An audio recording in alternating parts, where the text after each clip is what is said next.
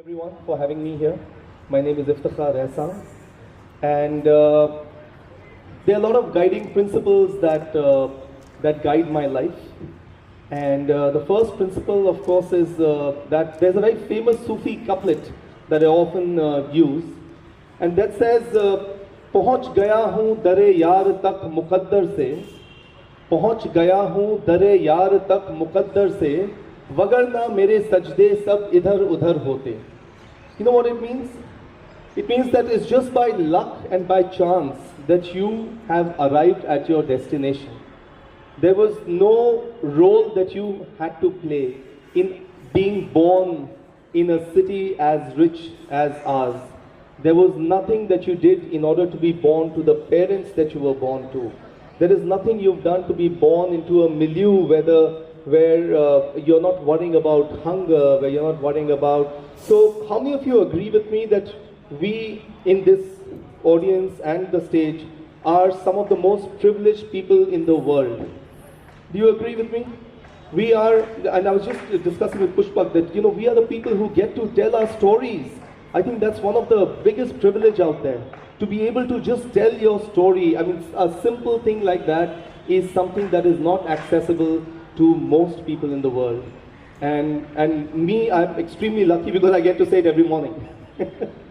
So when I was presented with this idea that, you know, they want me to speak about roots to wings, then I started thinking, what exactly does roots mean? What exactly, where do my roots come from? What do I, and these are things that I've always been conscious about, but not articulated enough. So let me present this to you in terms of roots. Where my roots come from is talking about ethnic roots. My family hails from Rajasthan. So we came and settled in Calcutta, just like many people in Calcutta who come and settled from Rajasthan in Calcutta. And you'll hear me say this in my Instagram introduction video also, that my grandfather was presented with this concept that money flies in Calcutta, you just need to go and catch it. So he came trying to catch that bit of money, just like many others also came. So ethnically we are Rajasthani. Professionally we are a community of cloth dyers who are called Rangres. You'll find them immortalized in Sufi couplets, you'll find Rangres being mentioned in songs, in poetry, in music. So Rangres have always been a very important part of different villages in the country, because we were the ones who were dyeing other people's old clothes and giving them a new lease of life. And the Sufis often use that as the renewal of the soul that the Sufi saint is supposed to give them. So ethnically we are from Rajasthan. Professionally we are a community of cloth dyers. Being born in Calcutta, again, like I said, it's a great privilege to be born in a city full of stories, and then to be able to tell those stories, and on a daily basis, and get paid for it and get recognized for it. I think it's an amazing privilege that not many people can say that they get to do it. So I'm very happy that about 20 years ago, this idea struck me that, you know, I should take people walking around different parts of the city and talk about Calcutta, talk about its heritage, talk about its food. So, you know, like how you may have heard the famous speech by Steve Jobs when he says that when you look forward, you don't know where the dots are connecting, but when you look backwards, you see how the dots connect. So Calcutta Walks became something like that for me, you know, taking people around and showing them the city and talking about the city. It just connected all the dots of my life, you know, like all the things that interested me, like architecture, like entrepreneurship, like food, like photography, like history, like travel. All my loves of life came together into this one very comfortable and lucrative business for me, which was the business of Calcutta Walks, showing people different parts of the city and just talking about casually through the day. And so that's professionally what I do. But in terms of the fact that, you know, also when we're talking about educational roots, then of course my generation is the first generation in our family that got properly educated, that could speak in English, that could travel all over and not be so of course it was a big thing for us to kind of just come out of that cocoon. So I was born in an area called Bada Bazaar. that we all know. You know, Bada Bazaar is part of the reason why the city exists, and it's such an amazing city. So, born in Bada Bazaar, amongst all the entrepreneurs and the hustlers and everyone trying to make a living. And of course, the bug of entrepreneurship, the bug of business bites you there. But then I also realized that I don't only want to do, only make money for the sake of making money. I also want to try other things. I also want to be able to explore other things.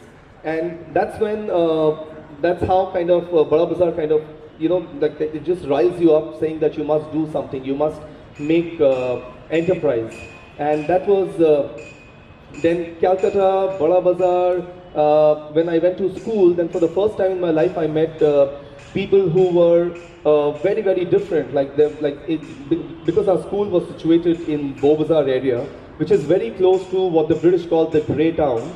And in the Grey Town were all members of different communities. So in our school, we had different students from, say, the Anglo-Indian background, from the Parsi background, from the Chinese background. So we had all these different interesting people that were coming in from different communities. That also gave me this impetus that there's so much to know about Calcutta, that, you know, I must go out and know and learn more, so that I can then go and talk about this to visitors from around the world and mesmerize them and tell them that this is one of the best cities in the world. You must come and visit it. You must come and walk with us, learn about it, and then you can go around carrying a little bit of Calcutta in your heart wherever you go.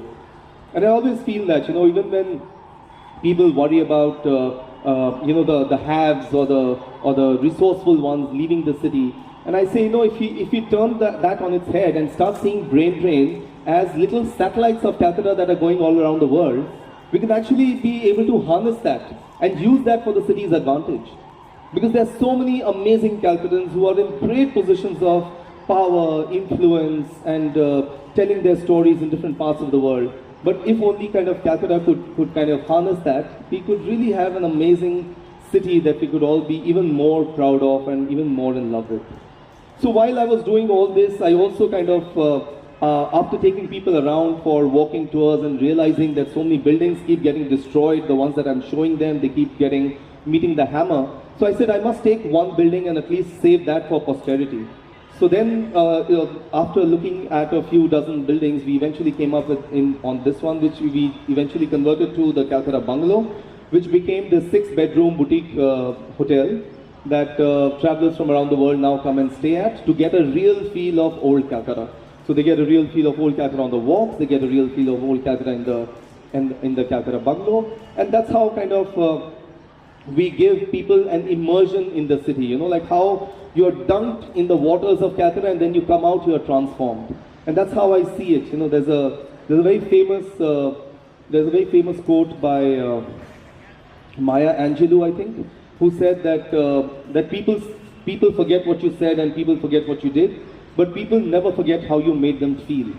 And that, I think, is a very important one, that everyone who comes on our walks, we ensure that they feel the real Calcutta. You know, we are called the city of soul, we are called the city of warmth, we are called the city of sweetness, but that must translate into people's experiences and not just remain in our collective as Calcuttans memory, but also kind of go out. So my objective always is to bring more people into Calcutta, give them the quintessential Calcutta experience so that they are transformed by it, that they love it, and they kind of...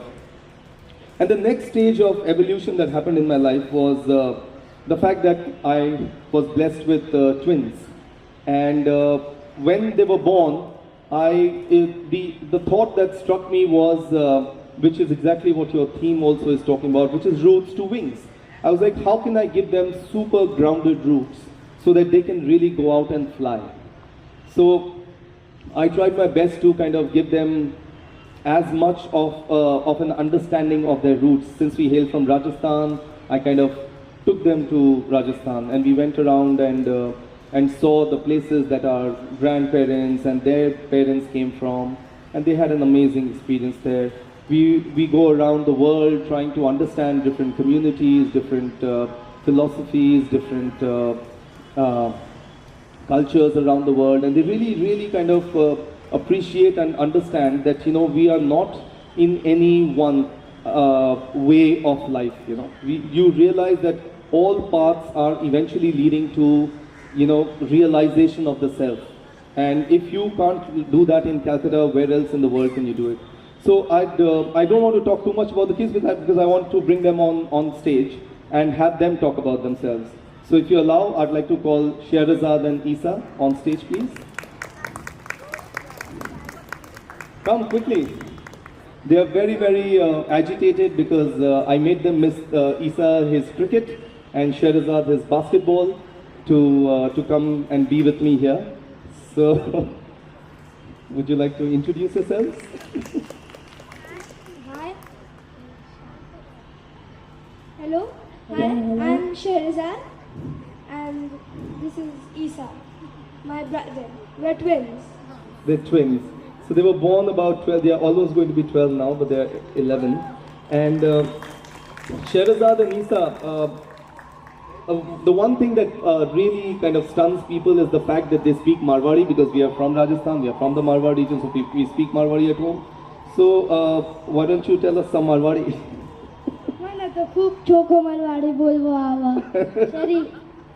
So anyone who can understand Marwari here? Yeah? Okay. Alright.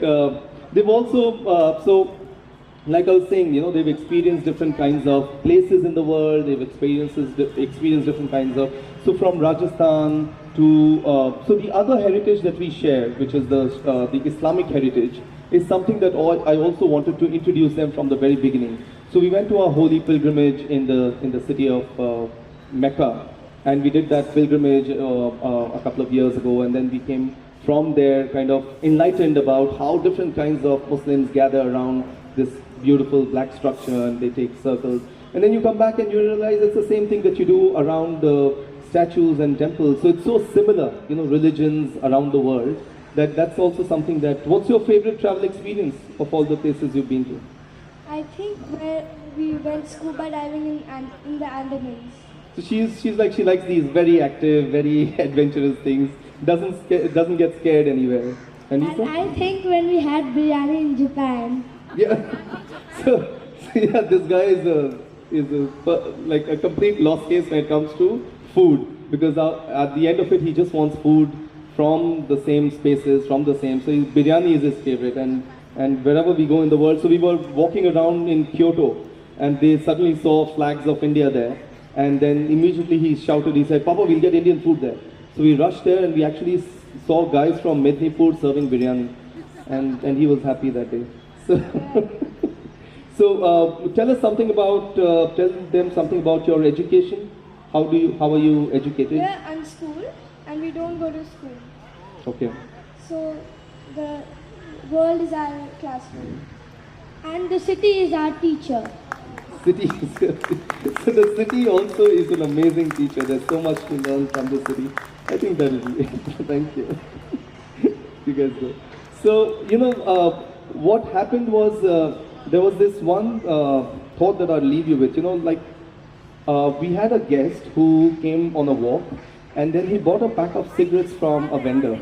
And then we were walking away, and we had gone for maybe like a few meters when the vendor left his shop and ran behind us and came up to us and said, "This is your change." Now this guy, the tourist, he said, "Please keep the change. We don't want you to. I don't want you to return it." But this guy said, "No, I've taken whatever I needed. Now this is extra balance. I don't want to take it." So this guy returned the money in spite of being like a street shop vendor, and the traveler was amazed beyond belief that how can you refuse extra money.